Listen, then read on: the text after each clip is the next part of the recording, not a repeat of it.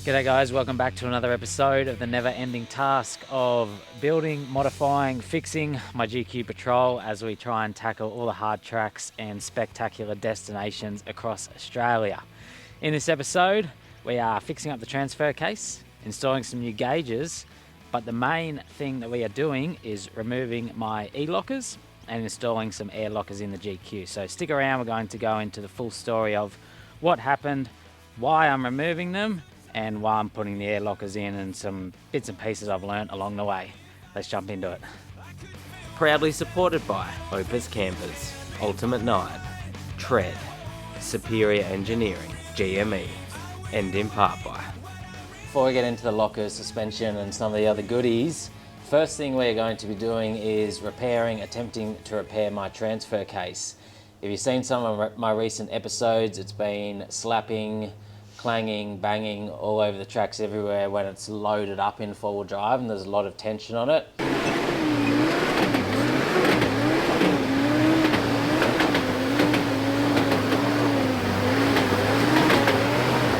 And we're 95% sure it is my transfer case chain, that noise. It is a loose, like a chain with a lot of free play in it.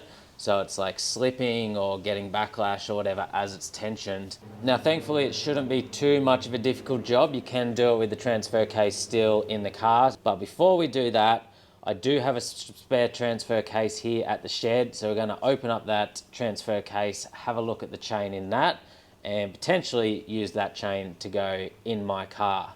I did look at buying a fresh chain, but you can't buy them genuine that I could find anyway. You could only buy aftermarket ones, and I'd sort of rather have a genuine Nissan one. Plus the aftermarket one started at, I think it was 500 bucks. I've got a spare transfer case here. I may as well just try and use the chain out of that if the chain is good. So first thing we're going to do is Berto's going to get in to stripping down this spare transfer case I have and getting the chain out of it, checking its condition, and hopefully using that. I have driven on it before, so we know it's a good chain. It's not making noise or slipping. Yeah, well, we'll soon see, mate. Yeah, we'll see. So I'll pop this end cover off, and then the chain will be just there, and we'll get it figured out.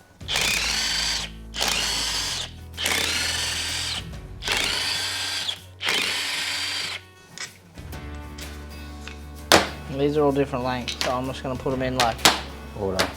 Yeah. Once that's off, we've got to separate the couple cases and whatever.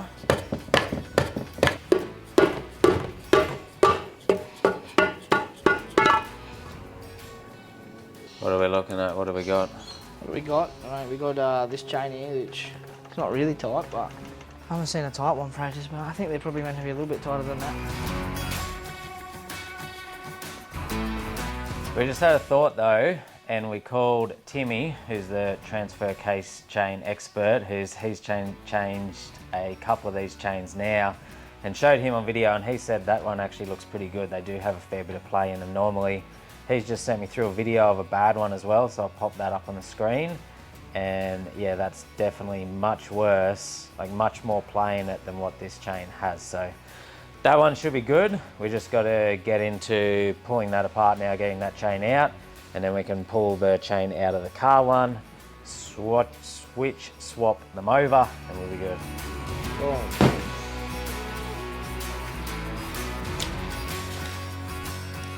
Rightio, so now that we figured out this chain is good, I need to pull this bearing off so I can pull this selector off and get the chain out.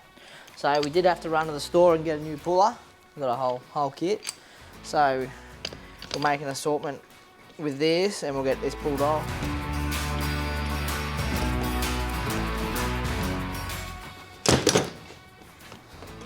So this is the rear bearing for the rear output. So we have to get that off so then we can get this all off.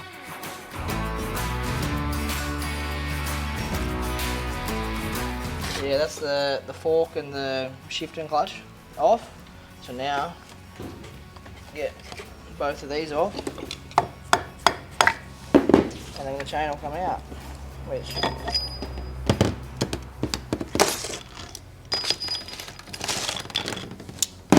that's your chain out. So to get this back off this transfer in the car, tail shaft's got to come out, handbrake drum's got to come off, the shoe assemblies have to come out, I'll pull the speedo drive out, swing it to the side, and then I'll be able to undo all that, pry that off, you know, drain the oil first so I don't make a mess all over me, and then that'll be to the transfer case. So we'll get it done. SP tools, mate, nothing but best. Watch this thing. You ready for it? Yeah. Wrong way. Nearly snapped her off, mate. She started tightening. No, chrome socket because I'm a bad boy.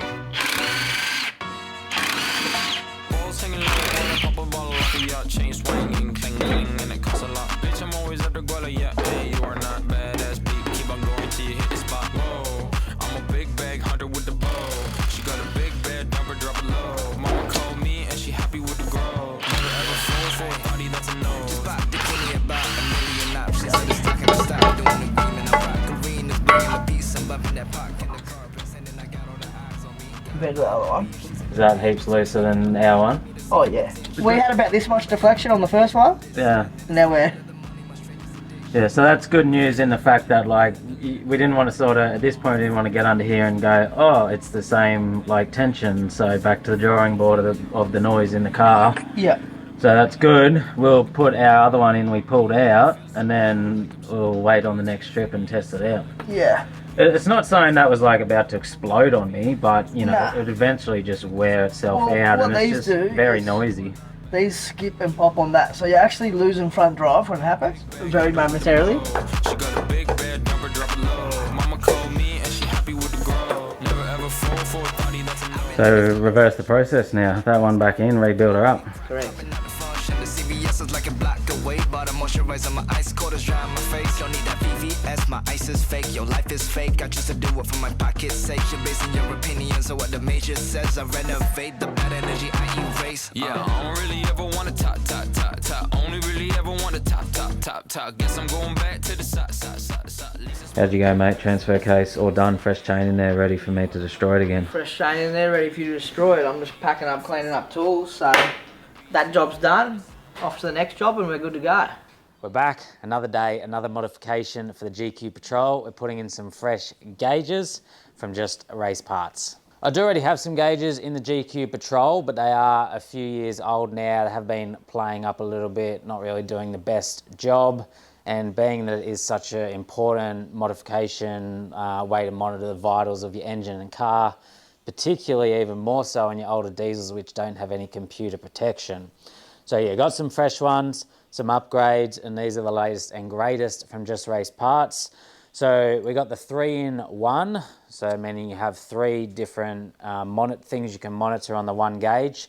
This one does water temp, low coolant, and oil pressure. And then the second one over here, it's a dual gauge, so it does boost and EGT, but then it also does volts in it as well. So it's kind of a 3-in-1 nearly you'd call it as well. So they're the 2 that we're going to be installing today. And then we have a couple of the adapters from Just Race Parts as well. So you got your 3-port radiator hose adapter, so that's where you can get your coolant stuff in. And then you have your EGT adapter here too. And my car already has a oil pressure fitting adapter on it that we can use. So before we get to installing the gauges, we have special guest Zach here from Just Race Parts. So I've put him on the spot. He's come by, he's in the area. He said, look, I'll come by, I'll help you guys install and run through all the features of these gauges because they have so many cool things they can do. So what, you've got an actual little demo set up here, power bank and that on the bench, and you'll be able to run through everything they can do and how to set it up sort of thing. Yeah, no worries. So we'll just go through a few settings, suppose what you want to run in your vehicle. Yeah. And we'll just may as well capture it while we're here. Yeah, perfect. First step on the gauges is to pick your standard day and night running colours. We went with a rose gold for the day and a white for the night. From there, we started setting up all our parameters, beginning with oil pressure. So that now means that if your oil pressure goes 14 or under, the gauge will like start beeping at you, set off a warning alarm. Like this. Now if you Yep. come in close, you can see we've got a PSI warning.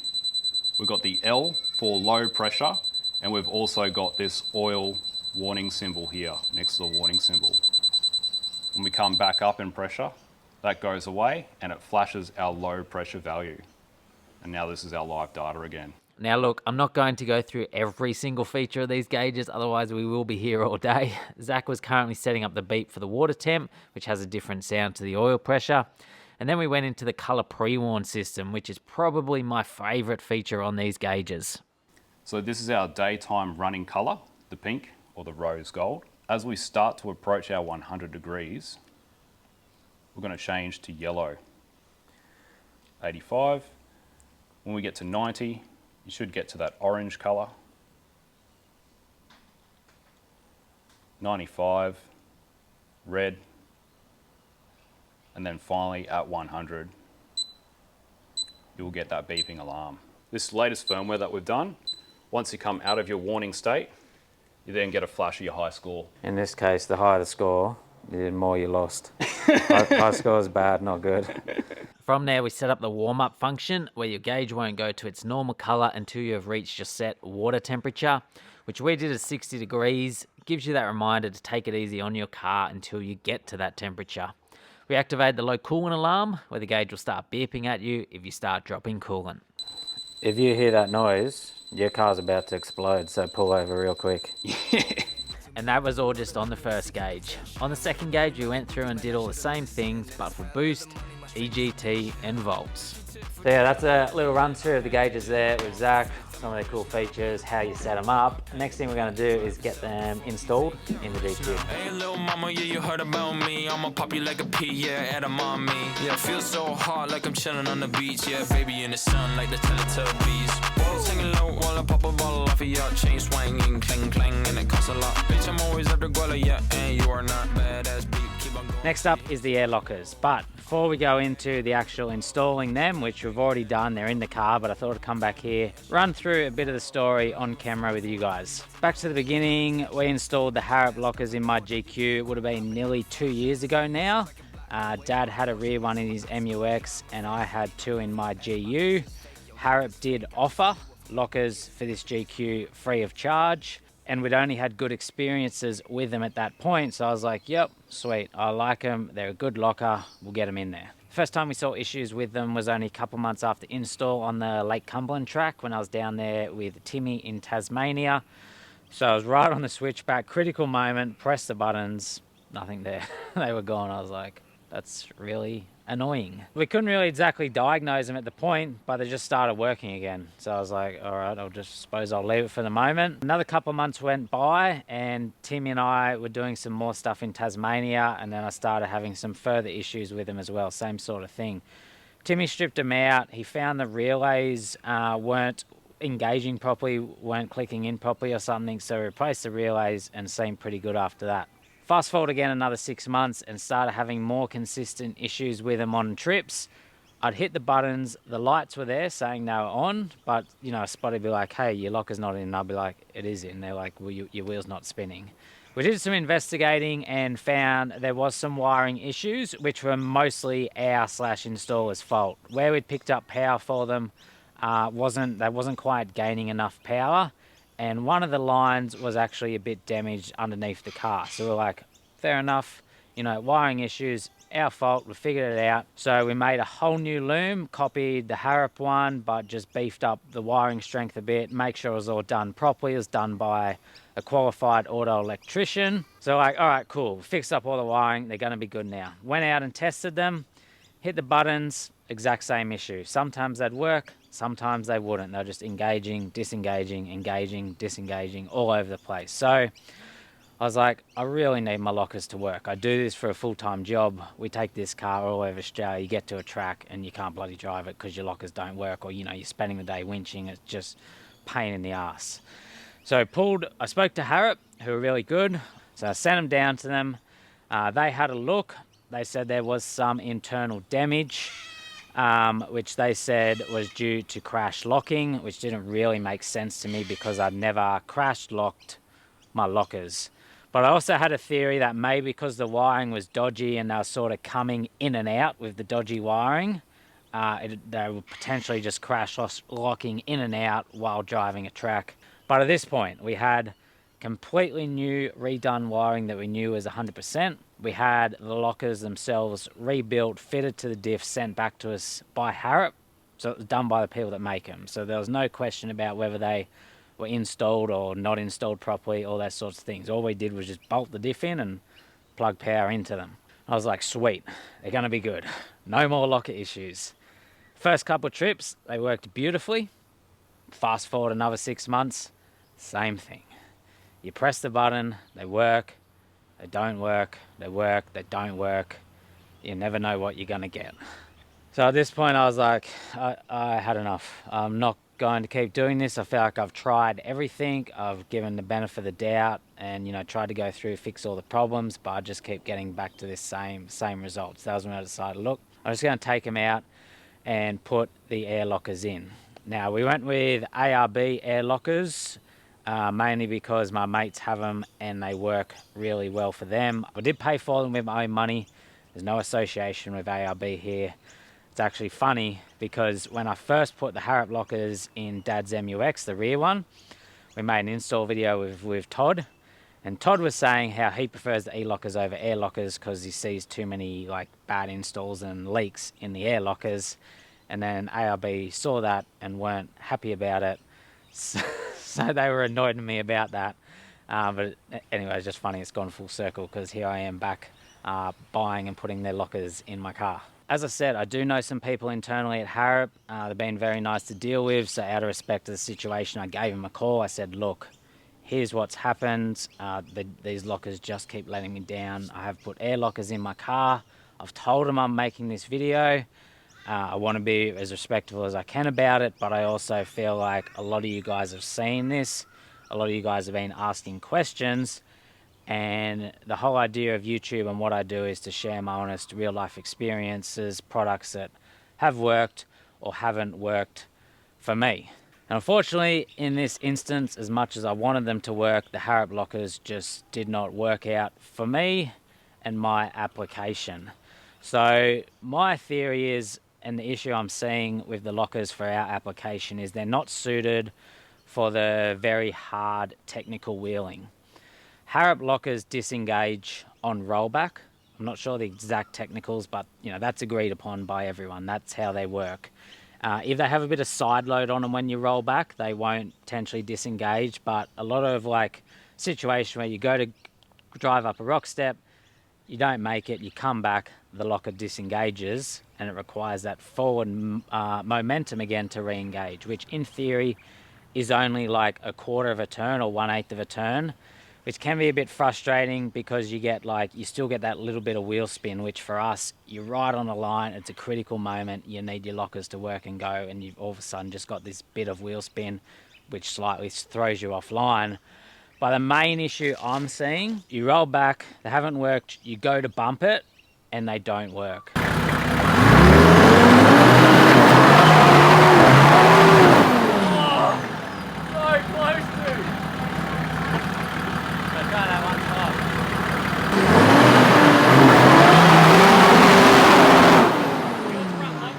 Your front locker wasn't working.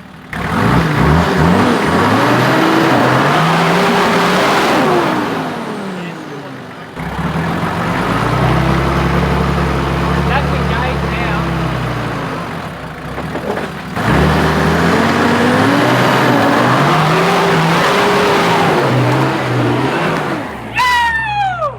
So that there isn't my lockers playing up. There's nothing wrong with them. That's just E-lockers being E-lockers. That's where they catch you out. You're in a scenario where you're trying to drive something, you roll back, they disengage, and they don't want to re-engage until like something happens. So, hey Tim, question: why doesn't my front locker re-engage in that scenario? Because the ground's so slippery, I'm assuming that it's not holding current torque in its current dog. And so if you were on a grippy surface like rocks, for example, the torque in the system and the bind in the system would hold it in the current dog, whereas if you change direction without grip or torque, it has to ramp down one camp and then ramp back up to the other until it will re-engage. And so that takes wheel opposition to do so. And then the issue is they may decide to engage and then boom, they've crash locked, and that's when the internal damage is happening. So you'll see in this video when we open them up a bit later, there's some internal damage to them there. The crash locking, and I believe that's when it's happening. I don't think they're a terrible locker. I don't think they're not suited for everyone, but just for my application, what we use them for, that tough technical wheeling, I don't believe they're the right locker for that. They just don't stay engaged when you need them to, and then that heavy use, heavy load, that trying to bump stuff, just chews them out. Whereas with the air lockers, I've got multiple mates that have run them for years and they're not seeing any of those issues. Air lockers definitely do have their own issues. You know, you get the seals blowing out, you get the line leaks, those different things. I'm sure air lockers aren't problem free. They've got their own things. I may face the problems with them as well. But at least when they are working, I know I'm going to press my buttons and they're going to stay in, and my wheels are going to be locked until I take those buttons out. Let's jump back into the shed the other day where Berto was there and we're installing the air lockers in the GQ. Yeah. Right, so today we're going to install these air lockers so Tyler has a chance of keeping up with me. Yeah, he won't be able to use the "my lockers don't work" excuse anymore. Oh, that's in the bin. Because what are we installing, mate?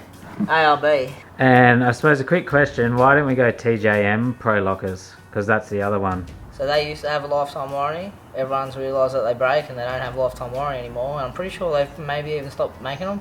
Yeah, I don't know if you can even get them anymore. The other thing was when they did break, you could buy the little solenoid that shot the air and that was it. You break an ARB locker, you get a whole parts diagram, you can pretty much buy every single individual part inside the locker. Now these ARB lockers are not sponsored. We just worked out that they're the best. They're the best. I've been telling him for ages. But we did get help from a shop in Melbourne there. ARB shop in Melbourne helped us out, shipped them up here because we got a few lockers off them because we got a couple for our other vehicles as well. So they were really good to deal with. I'll pop them up on the screen somewhere here. What's the plan? Start with the back one? Yeah, I'm going to start with the back one. We're a bit on in this day, so I don't want to start the whole pull the front apart. We know how big a patrol front end strip part is, so I'm going to start by jacking the back up, jack stands, wheels off.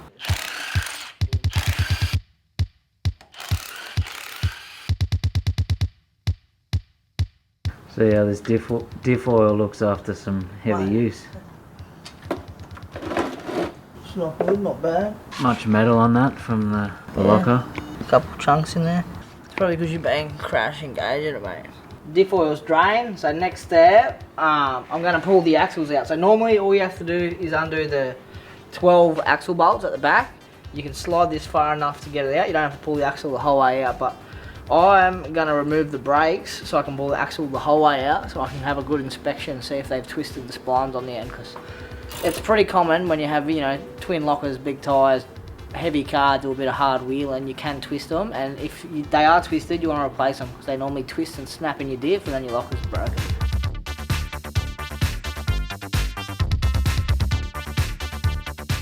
You know, I'm pretty bloody excited to have these air lockers in my car. It's going to be a good time when I go full driving. I press the button and my lockers actually work. Like how they meant to. Yeah. Yeah. You get excitement from it working. Like that's what you paid for. Yeah.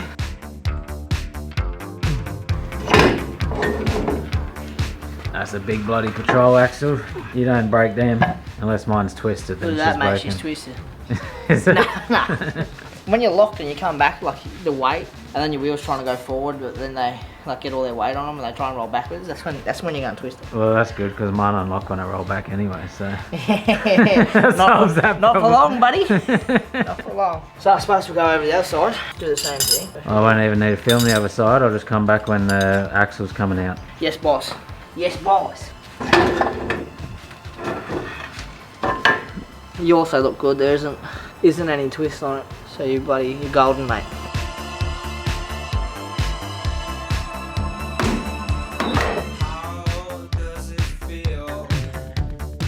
You see that? She's out. You see that?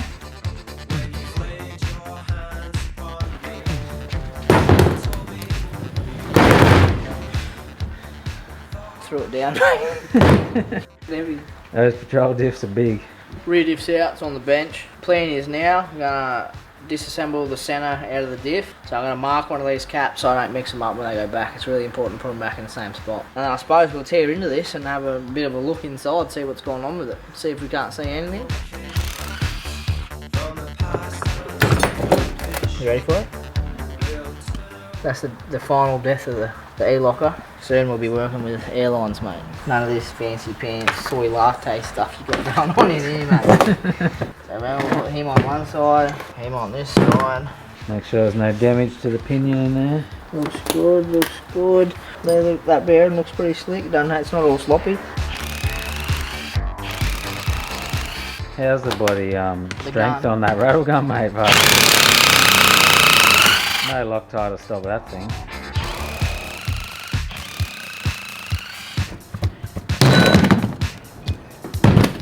Yeah, nah, look, your diff's look at the marks on it. So to explain that, that's like your hard facing coming off. So like, these get made, they get cut, Yeah. and then they get really hot. I'm pretty sure that's how they do it. They get really hot, and then you like put them in oil or something, and then it turns the outer bit very hard. So then once that wears off, yeah, they wear really fast, and then they start like howling and whining and Yeah, okay. carrying on. They get weak. So before we did this job, I said to Berto, my car has a bit of a whine. Might be gearbox, might be diffs, but we'll check the diffs when they are apart. And I reckon that's what the whine is. The crown wheel on the diff has some damage to it. So Berto he's basically diff body patroller part over here. He has all the diffs, all the things you could want. So What do you want? there's going to be a couple of diffs for sale at Berto's shop soon. Anyone wants any diffs, hit me up on Instagram. Yeah. Look, we're killing two birds in one stone here. We're fixing my rear diff and getting some fresh lockers in. Everything gets hot and cold enough times and it fatigues. That'll be what I put it down to. We just caught it very early on. Could have lasted another couple of years like that. Could definitely. Like if you were just using this as just like a buggy, like a weekender, you'd run that all day every day. But you're gonna drive anywhere around Australia, you probably want to make sure everything's tip top. Alright, so we're going to keep pulling this locker apart for now, but I don't know, what do you want to do? What do you want to do, mate? You want to keep pulling this apart? We'll have a look at it. yeah, we'll get in there.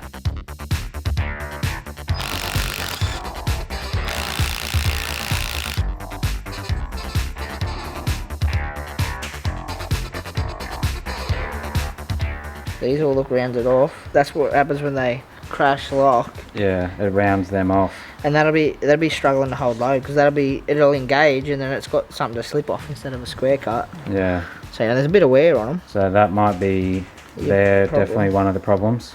Yeah, 100%. And you can see some of these, it's both ways, so it's not like you're just jamming it in while you're driving. And like this is probably fine, you bang a new magnet on it, a new one of them, it's probably sweet.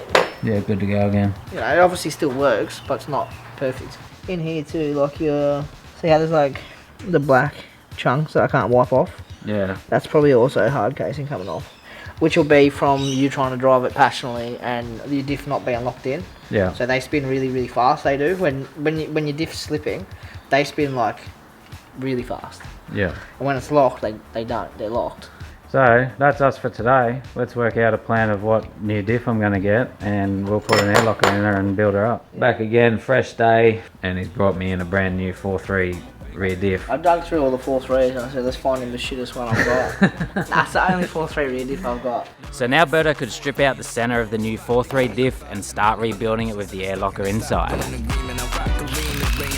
I'm bumping that park in the car, pretending I got all the eyes on me. Got a bad baby and she's independent. Too many people older than me, they're seeking attention. When they want me about the goofies, man, I should've listened. And it's fell of the money, my strangest addiction. She tit for dick, I let her lit, I had to dip. I'm on for fifth, I'm all rich now. So on this thread, I've got a little bit of a high performance thread sealant. Permatex 56521, mate. That's what's going to do it. It's good stuff. So that's the whole drill. That's where your airline's gonna go in and out of. What next? I might get the locker out of the bot and we'll put some bearings on it with our nice press that we own. See that, mate? Yeah. You gonna put that on your car or what? Nah, I'm not. Yeah, I'll take it for a spare. Then they always get pressure cleaned off. You gonna have this one? Nah. Put that up on your dash so No, if someone gets in, they know you're the real deal. How are people gonna know you're the real deal, mate? No, they won't. No. They're gonna know you when your air compressor's leaking because your lockers are leaking. They're going, Yeah. you got a little size difference or what? That's the guy. She told you not to worry about that thing right there. Mate. Yeah, that's you. That's the guy not to worry about. Yeah. So there's one on, it's seated all the way home. Gotta be real careful with this bit. Because if you don't, you'll ruin this whole top bit of the locker. This bit where the air goes. And you'll have air leaks all the time. Yeah, you can buy that top hat, but I'd rather not have to spend money fixing something that wasn't broken to start with. Brand new. God's locker himself. I heard if God had a GQ, this would have been out of his car. Now they say be there or be square. Everyone that was there had these. Everyone that was square had them electric ones. So yeah, I've got both bearings pressed on now. Our little press tool works. It's good. I've got the crown wheel on, We had the longer bolts, so they give you little washers, which they call spacers. That just stops them from bottoming out. So they're all Loctited in, done up. I'll once the diff's built, I'll put a torque wrench on it.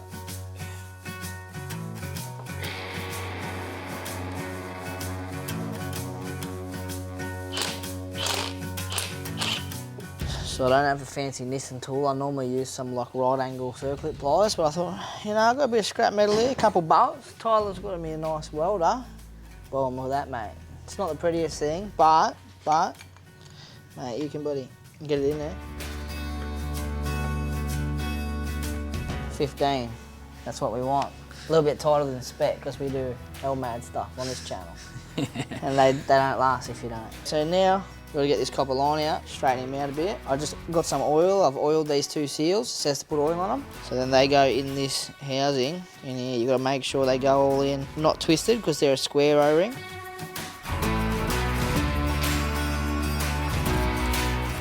And that was the air locker built and fitted into the diff. Before Birdo gets to installing the centre back into the housing, he's going to spend some time inside the car installing the solenoids, switches, air lines, etc. Now, lucky for Birdo, I do already have an ARB air compressor under my seat, a single one. Who mounted that there? Was it you or Sean? It was me, so you're pretty much saying lucky for me. I did the job to start with, buddy. But no, I had this there for air, and thinking the day had come where I'm going to get air lockers, so I may as well do it. But when you do air lockers in your car, you do need an air compressor to run them. This one is good because you can do your tyres and pump up like beach toys and stuff like that as well. But we are going to do a little upgrade to it to run the air lockers. This has been recommended by the man himself, Dan Kissler. D Kissels. Winch truck racing specialist. Dan said 90 to 120 PSI pressure switch as well. Don't run the standard 70 to 100. And he said more pressure on the engagement ring, they only engage about 4 mil, and if you end up with low pressure, they pop out and round the edges off the gear off. I've always ran 90 to 100 and never had a problem. Some people run 120 to 150, but I think that's a bit high. So we'll whack one of them in, and if you want more hot tips from Dan Kissler, he has a YouTube channel as well, so you get on there and check it out. YouTube, type in Dan Kissler. You want to see what we do but cooler? Dan Kissler, mate. While we're out, since we know my compressor has drowned, do you want to raise up your air intake situation? I would absolutely love to. Because that's what this is, right? This is your air filter. It screws into there, but it's just a thread. So we can go get a fitting, and we can make an air line. Even if we just run it like you've got the back organiser, we can just get a fitting, like an airline come out and it breathes from up here instead of down there. So this could potentially be fully underwater then and they won't get water in it. Yeah, and how did we learn this? I let Chaz Weigel drive my car long weekend out Lake Keep It, and he got bogged in the lake and my compressor was fully full of water and it shagged. So thanks, Chaz. Appreciate it. From there, we got both the air solenoids hooked into the air compressor and the switches wired in.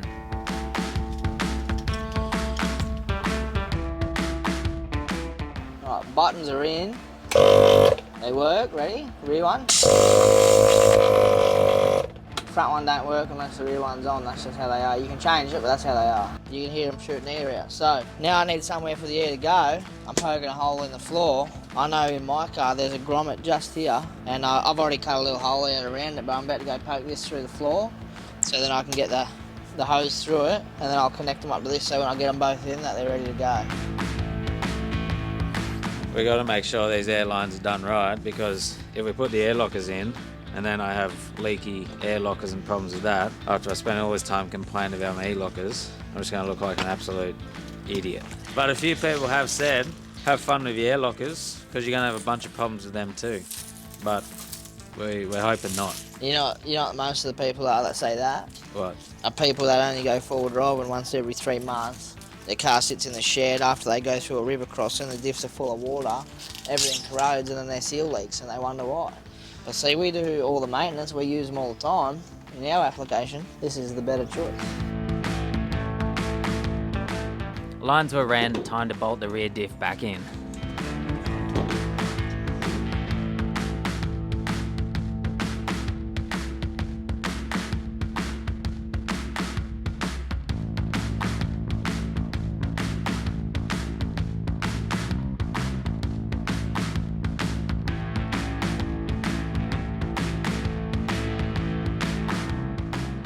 So that's the rear diff installed, new diff, new locker, air locker, all back together, mate. Now we're going to move on to the front diff. That's half the job done. Exciting times. Mate, your car's already twice as capable as it was. Day 2 of the lockers. Let's hook into the front one.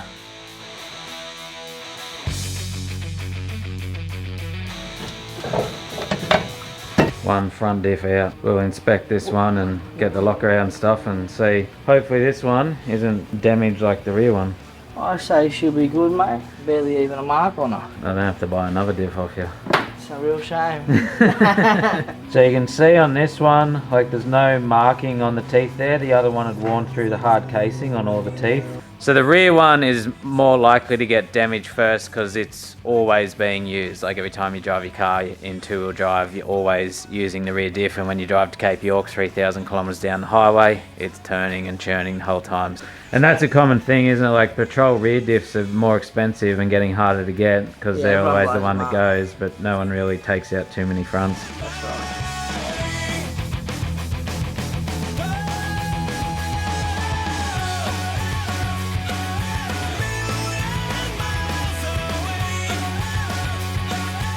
So same idea as the back one. That ring there's damaged, which Yeah, they should have an edge like that and it's rounded off. yeah. That's how it works. It gets pushed onto that. So that's it. That's how much unlock you got. Yeah, okay. But then when it goes to unlock and it goes, well, your problem is it keeps doing that. Yeah. Skipping them. Yeah, so instead of biting, and that's what takes the edge off that, it cops that edge, it goes, see you later, and it'll rip the edge off you. So similar idea to the back, a little bit of internal damage there with the locker. You could fix up those parts and go again, but I've already done that a couple of times now. I'm not just going to keep doing it, fixing it again and again and again. So now we will rebuild the front with the air locker in it. At least the front diff itself is all good. So same idea as the rear one. I won't film it all, but yeah, Bert will get this air locker built into the diff.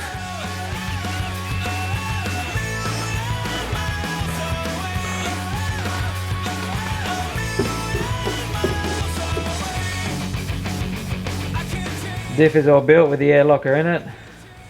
Time to go back in the car.